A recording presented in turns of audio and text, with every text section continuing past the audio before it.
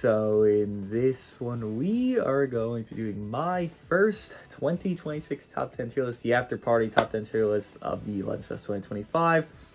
Finally, we have now arrived to a new unit release, with it being Super Saiyan 3 Mini Vegeta, and I do think he actually is a bit better than anticipated, within reading his kit.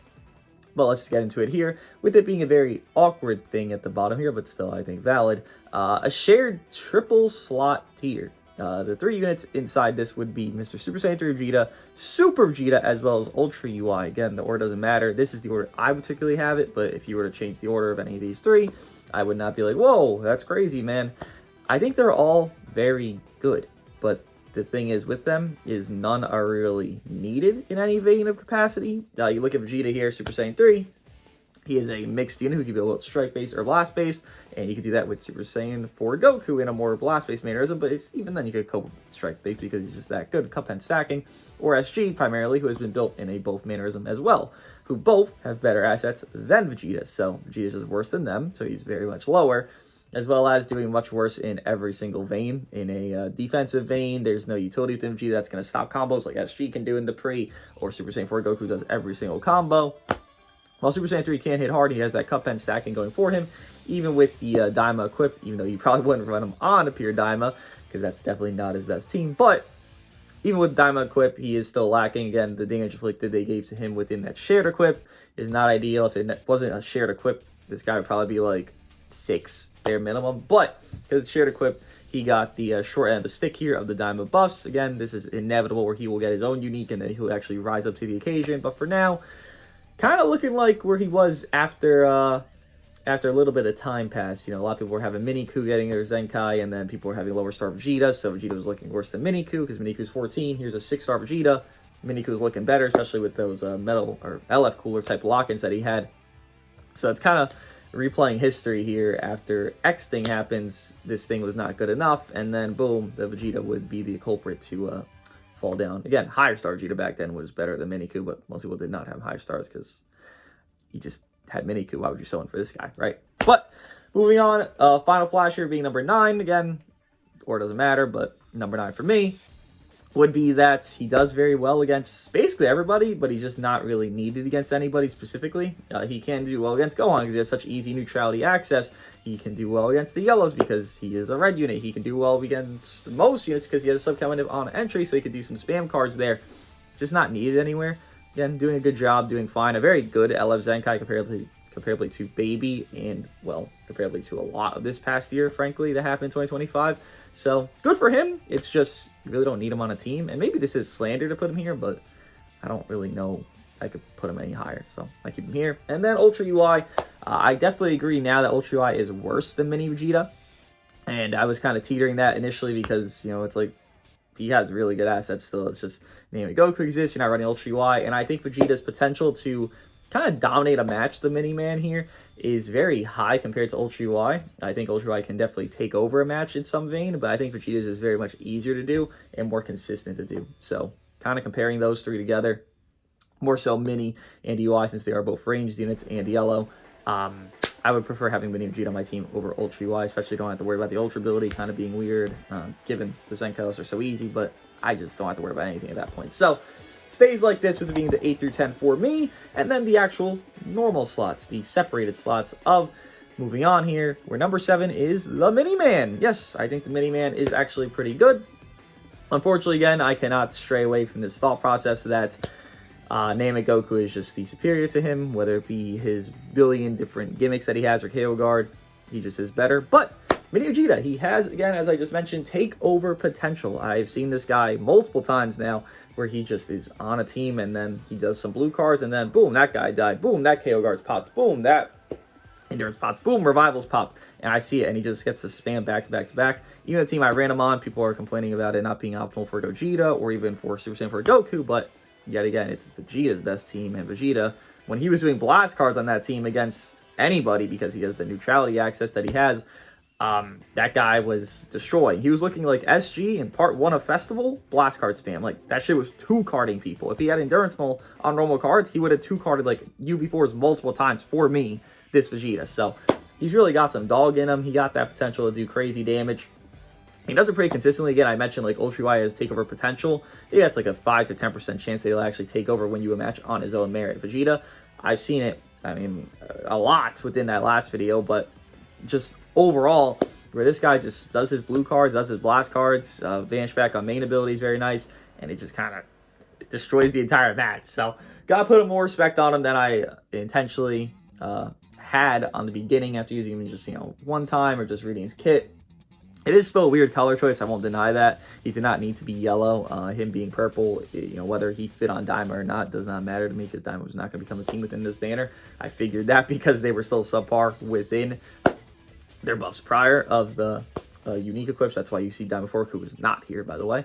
But I would have liked him to be purple. Again, he would have had Hiku defending him. He would have had UV4. He would have had Super Vegeta. He would have had a couple reds that would have been more propped up on their posts, as well as propping him up higher because while Namek is kind of annoying, I mean, since this guy has the kit he has, I have 2 blast card Nameks, and if I had that with neutral, I would still 2 blast card Nameks, so it really wouldn't be that bad. This guy was purple, having more defense utility within his gauge. Again, he has flaws, no card draw speed, until green card popped.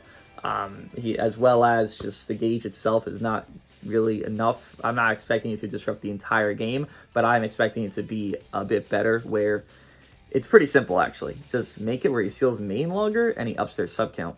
That's it. So they can't swap and they can't click main. Let's say Gohan has, the immunity key reduction, and then Gohan can click main ability afterwards because it's only a couple counts there.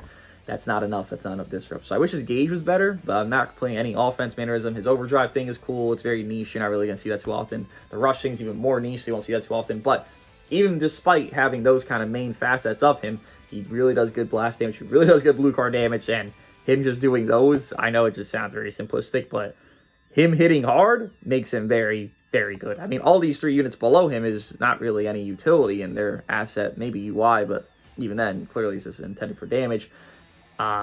Him doing that, though, hitting harder than these guys could ever fucking dream of on a burst potential. Like, Vegeta kind of gets their Super Saiyan 3 after a little bit of cards, but here's Goku sealing you, right? This guy doesn't even have to worry about that because just spam fucking blue cards, and you can literally just spam 10,000 fucking blue cards and just win matches like that. I've done it again countless times already.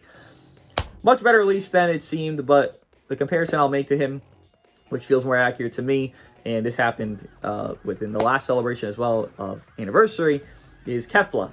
Not saying same kit, same premise, but the prospect of just a damage dealer, as well as here's these options that exist. Why am I going to run this character instead of this character? With Kefla, it was, why am I going to run Kefla instead of Apeless? And further on, more to a real point, why am I going to run Apeless or Kefla when Full Power Frieza existed?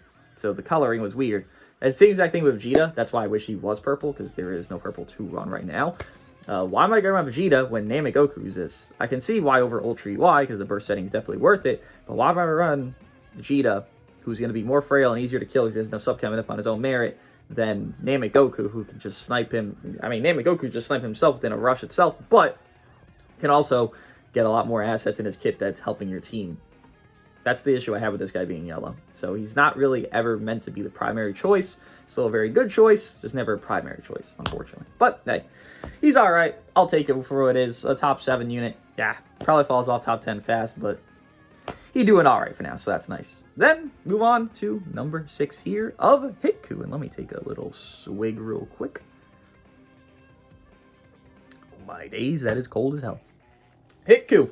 Hiku, still a very good unit. Actually, if you are trying to run, let's say, the team I ran, or similar vibe to it with the Namek Goku or SG or Super Saiyan 4 Goku, you have no one to stop Hiku, right? So if you're running a team without Gohan on it, Hiku actually is very valuable, with it being Vegeta, being easy snipe out potential there. I mean, most of this list at the bottom here could all be Hiku victims. There's 2 greens and a yellow. They can all be Hiku victims very easily.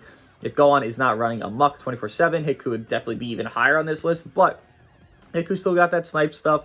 I mean, I was running Hiku a lot while running Mini Vegeta, and again, obviously that's not the best team in the game. Mini Vegeta, it's still both 4s and, both 4s and Gohan, or maybe both green units and Gohan, whatever it is.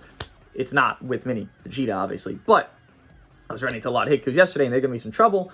Not really on the asset of, killing them, but they could just snipe out potential, and they got that dog in them, just like Mini Vegeta. So good for them. They got some good stuff. They actually got their little buff. It's literally just getting a little bit more health and defenses and offenses, but still they got their little buffs, so they're better off than they ever been. Technically now, we shall see within 2 weeks from now when we get the next LF that drops, because we're definitely not getting Ultra, I hope. How they get helped or hurt within that. Maybe it's a Diamond buff, maybe it's not. We'll see if Vegeta or Hiku gets buffed. One of them's going to go down while the other goes up, basically. So we'll see which one goes where, but Hiku number 6, not too shabby for them. And then we move on to the top 5 of Mr. Namek Goku here being at number 5. Still think he's very valuable, very good. Again, the lock-in is very nice for, let's say you have the Endurance Null now within just normal clicking cards after you got a couple of gauges, and now you can kill Super Saiyan 4 Goku. Well, Namek Goku can literally create that setting for you if he's low enough. You use Snipe Potential, and then boom, boom, boom. Get that kill out there. Clearly KO guard, the support he gives, the feint, the AoE green. His main ability, reducing the entire enemy hand and ki, is also very nice for quick 50-50 tackle, and then boom, sidestep, they tapped you out, and then you just strike card them, locked it in, and then go crazy and kill them, as well as easy Zenkai buffs. Again, we all know about Namek Goku. This guy is 8 months old, still hitting top 5 margins, so it's going to be tough. I was hoping not really a counter KO guard unit that would drop by now, but like something that just KO guard gets popped, and then the entire team makes it where, or rather, I guess, the character that got popped, whether it be Goku or someone else, or both, would gain like only 20% health back instead of however much health they gain back instead. Like, I wish it was something like that, or maybe like 5% health back instead. I wish something like that already happened. It should have happened by now. KO guard is a way too overpowered mechanic. This character individually is not hitting top 5 margins on his own kit. Like, while he has great assets, he isn't top 5 on his own kit. He just literally is damage crept to a high degree. Like, do a Vegeta blast, mini Vegeta, and then do a Namek Goku strike tack. The damage is like, Vegeta's almost damn near tripling him on a blast card to a strike card, and you could do that shit early game, and it would be the fucking same literal like proof that you need. So KO guard needs something against it, but hey, for now, Namek Goku is in the top 5 realm, and nothing really changes there. I think he was in the same boat last time, so stays there. Probably will retain that. If we actually get a purple, he probably will retain that even further beyond, maybe go higher. But yeah, top 5 for him. And we move on to Mr. number 4, with it being UV4. UV4 is now off boost, so you can't see his defenses and offenses have actually taken a little bit of a hit. I don't know what is this guy, but I see a decent amount of time where sometimes I see this guy fraud up and he has a 1x, and then I see this guy with 2x and he's looking like Jesus. And I don't know what the fuck it is with UV4 with that, but whatever it is, I definitely noticed a hindrance in his offense as well as the defense with him being off boost. It's nothing crazy, it's just featured boost, but it is still off boost. So I would actually lower him from where he was, I believe, number 3 last time to number 4 because of that, as well as I do think Mini Vegeta is a very good option against him. Obviously, Super Saiyan 2 Gohan exists there, and then with him being less defensive, him getting popped and, sniped out and all that stuff is a little bit easier. So SG, here's Mini Vegeta is still decent against them. Here's Super Saiyan 2 Gohan, obviously, here's Super Saiyan 2 Gohan. Again, not like anything bad happened to you before, he just became worse. And, I mean, this guy's also a fucking, 6-month-old Ultra at this point? Like, wait, is he before or after CMZ? I don't know, 6 or 4-month-old Ultra at this point. So him being top 4 still is a very good thing for him. Ultras are get like the glaze setting, of course. I mean, look at these fucking characters up here. They probably don't even deserve to be up here. At least protagonist Ultras. And it's the biases that kill me, because why the fuck is there 2 top 5 Ultras that aren't even like 3 months old? They're older than that. Like, that shit's crazy to me. But Legends bullshit aside, we move on into number 3 with it being SG. I think SG is still very good. SG doing his job of great damage. He actually has decent disrupt still, so that works out nicely. At least if you're not immune to it, which most units here are not. I think Super Saiyan Vegeta is adult, as well as Gohan. A little bit of his time, but that's it. So pretty good disrupt, pretty good effectiveness within that, as well as the burst potential. Again, the green card into the Endurance Null, and then spamming blast cards out to kill a UV4, to kill Super Saiyan 3, or Super Saiyan 3, I guess Mini Vegeta, sure, but Super Saiyan 4 Goku to kill Gohan's First Life, to kill Hiku, to kill whatever. The setting for that is just very opportune, and more so just putting a limelight on it. I mean, I prefer running, and I know Goku loses endurance on this, I prefer running probably Super Saiyan 4 Goku, SG, and Gohan instead of UV4 because I'd rather have more options against Gohan, who is clearly still dominating despite 2 greens being in the top 3 here, which you will clearly see. I'd rather run double green and lose Goku's safety than run UV4 and have him be fucking bitched out by Gohan within 3 to 4 cards, right? So I think SG actually is a little more propped up at that point because of UV4's loss of boost. And yeah, no, number 3, not a bad spot for him. Again, he is the beginning of Legends Fest, so him actually being here is more impressive than anything else because look at TVB from last year and how fast that guy dipped down within us getting, you know, everything within that festival. And this guy here being top 3 still, not a bad spot, right? And then obviously you do have the top 2, with it being Gohan at number 2 and Goku at number 1. How could that change? Vegeta's a yellow. How the fuck could he impact these guys to such a degree? I mean, again, Vegeta can do great damage and snipe out Goku, and I'm sure it's going to be great, but his main asset, Vegeta, of doing the rush and having endurance null, you can't even do that because of Goku, so it's a bit ass backwards how it's designed. Again, Vegeta has flaws, mini-man here, but I still think despite those flaws, he does make this placement. But again, the top 2, nothing changes. Gohan is still stupid as shit to be top 2 within 2 greens that are literally fucking him up. Now 3 top 10 greens, but 2 greens in top 3, and he still is top 2. His character is just unfair, unbalanced, and I mean, he's an Ultra. In my eyes, this is an Ultra. I don't know what you see it as, but this is literally this Rathan 2.0. Like, this is the new Rathan. This is the new Ultra Gohan that we get. You know, instead of Ultra Beast, we got Ultra Super Saiyan 2. Even though we got Ultra Super Saiyan 2 already, we got another Ultra Super Saiyan 2 Gohan within like a 2-year span. So this shit's crazy. Gohan being his dumb self, I don't even want to talk about him. Goku's a piece of shit unit as well. I mean, you do combos and then you get punished for comboing against him. So yeah, it's fun to run Mini Vegeta or Hiku in those settings to kind of circumvent the Goku annoyance that he has. The blue card spams that those units can create, green card, blue card, whatever you want. From Hiku to Mini is nice. The UV4 switch attack can kind of delay it as well. So again, there's stuff that exists here that's fine against Goku, but there's obviously not enough within the top tiers that's fine against Goku. So he's still the best. Again, Vegeta should have been purple. I don't know if he would have made Gohan go down or Goku go down or SG go down, but he would have done something better than just being a yellow.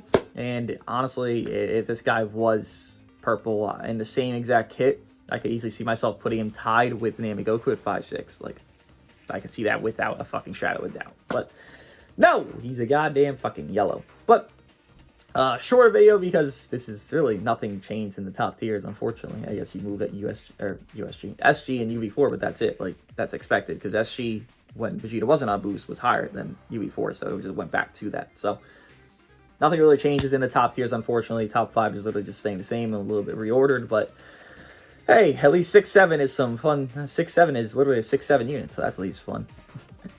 Number 1, though, being Ultra Super Saiyan 4 Goku. Number 2 being Ultra FSK, because that's what he is at this point. Number 3 being FSG here.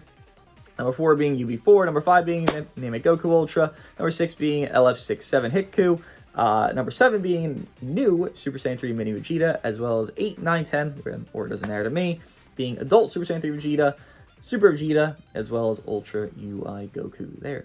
What do you guys think of my top 10 list for the middle of January? You might see another one at the end. And I'll see you guys in the next one with hopefully a more different top 10 at the before February top 10 2026.